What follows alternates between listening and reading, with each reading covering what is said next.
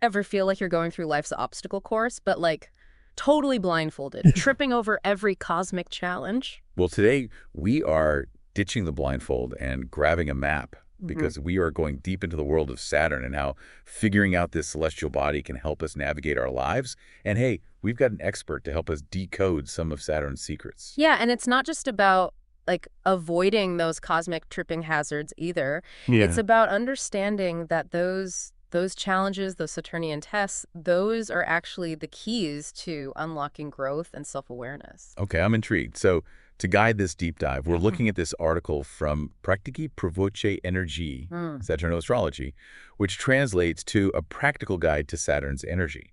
What I like about this article is it speaks directly to the reader, like addressing you as if Saturn itself is like giving you advice. Yeah. So consider this your exclusive one-on-one with the Lord of the Rings, the cosmic kind, that is. No, the article talks about Saturn cycles. We know Saturn takes roughly 28 years to go around the sun.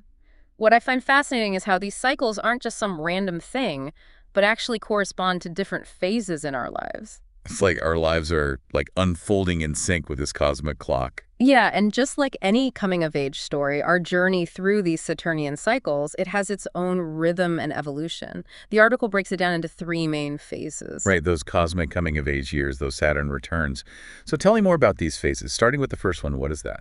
So from 0 to 28 years old, you're in Saturn's first phase. It's like your cosmic crash course in self-discovery, right? It's that time when you're, trying on all these different hats, experimenting with identities, exploring passions, maybe even going through a few existential crises along the way. So like the cosmic equivalent of those awkward teenage years, but like on a grander scale. Exactly. It's exploration, experimentation, a time for learning who you are and what makes your soul sing. Okay, you're figuring out your place in the universe.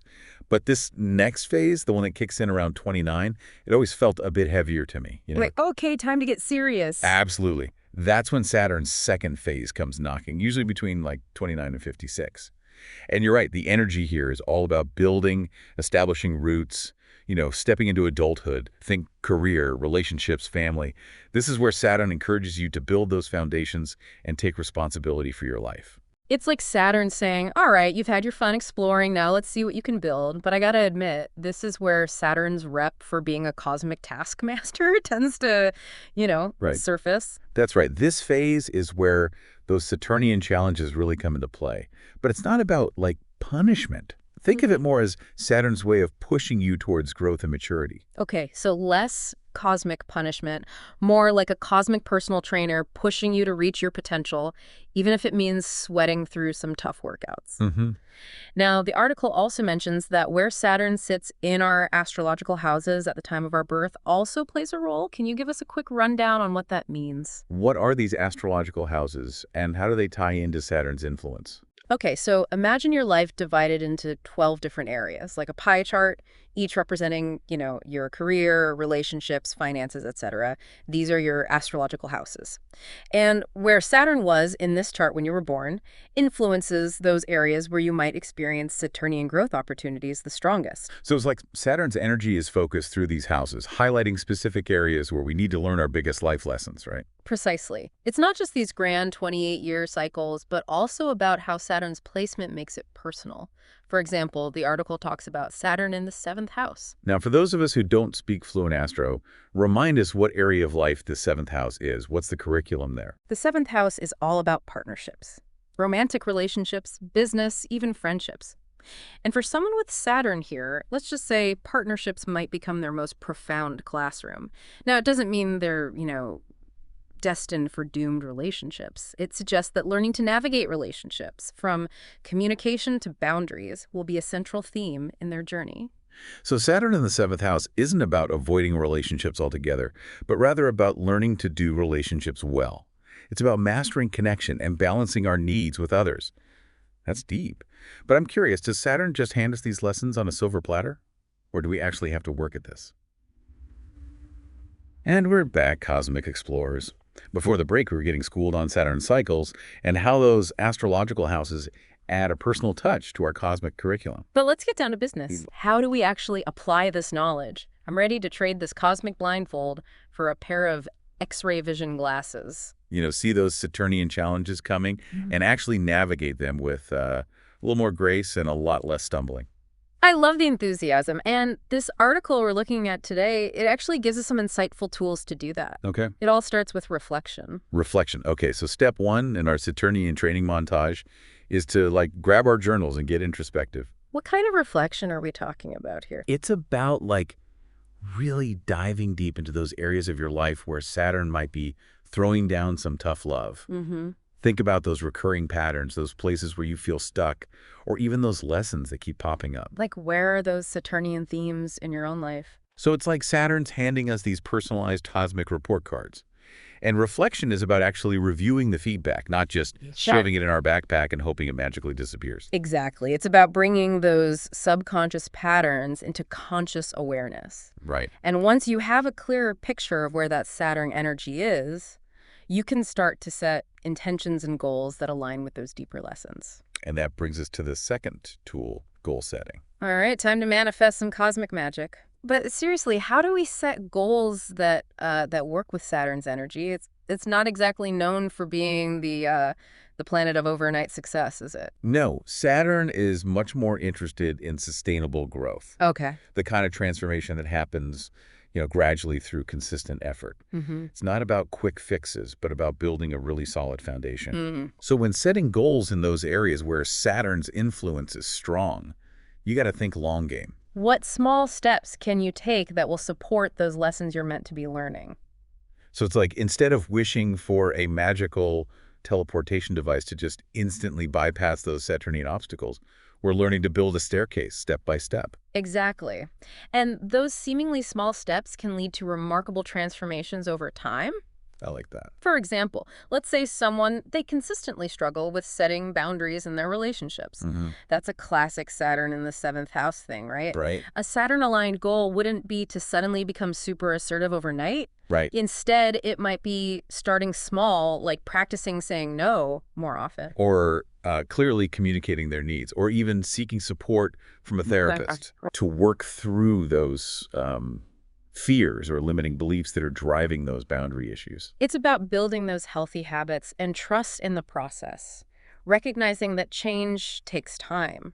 Yes. So we've got reflection, we've got goal setting. What else? What else does the article say is essential for working with this energy? Well, as much as we might like to think we can do this alone, the article really emphasizes seeking support. Oh, I love that. It takes a cosmic village, right? It does. But why is that especially important when we're talking about Saturn? Because Saturn can sometimes make us feel like we're the only ones struggling. Right. But we all have our Saturn lessons, reaching out, whether it's a therapist, a mentor, a friend, it can make all the difference. It's like having that cosmic support team to cheer us on. Yeah.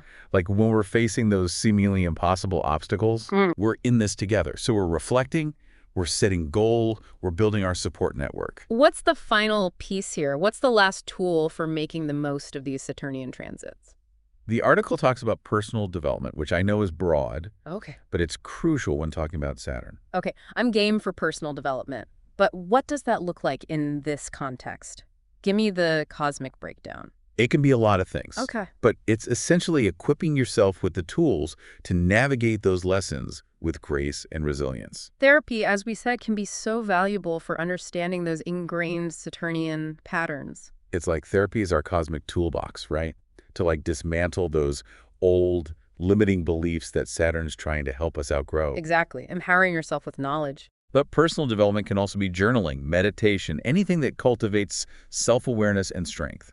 So it's about being active in our growth, not just passive recipients of Saturn's tough love. I'm loving this. But before we send you off to build those cosmic staircases, we have one last segment to wrap it all up. Okay. Don't go anywhere, folks. We'll be back with some final thoughts on how to integrate these Saturnian lessons.